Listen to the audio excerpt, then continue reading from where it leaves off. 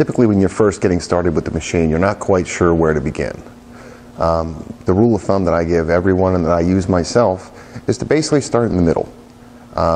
Your feed speed started in the center, your front and rear heads both 50% right in the middle, and your oscillation speed again 50% right in the middle.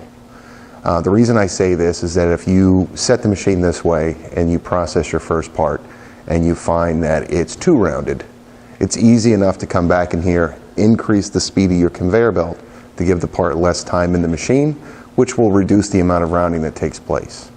The same also works in reverse. If you find that you don't have enough, without making any other changes, you could just slow that conveyor down just a little bit, and you'll find that giving it more time underneath the abrasives will allow more work to be done. Coupled with that, you can increase or decrease the rotation speed of your abrasive, again making them more or less aggressive. Coupling those things together is pretty much where you're going to find the bulk of your results will come from.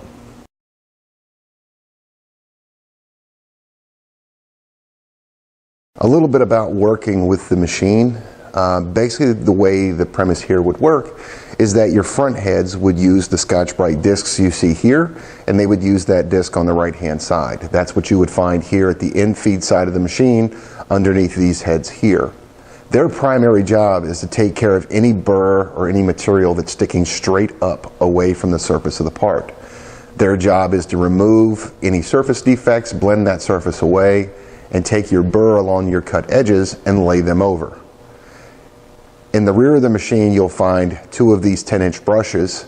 These 10-inch brushes, their primary job is to come along, sweep the debris away from the surface, as well as break and round the corners of the parts.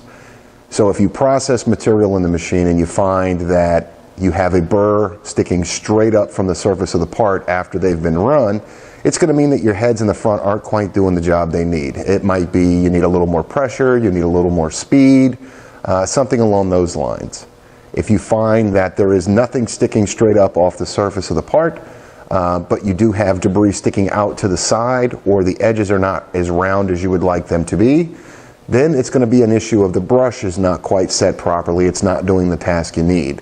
Again, it might be a case of adding a little bit more pressure, slowing your conveyor belt down just a little bit to give it more time under the brushes, or even increasing the oscillation speed to give more angle of attack over and over again on the edges of the parts.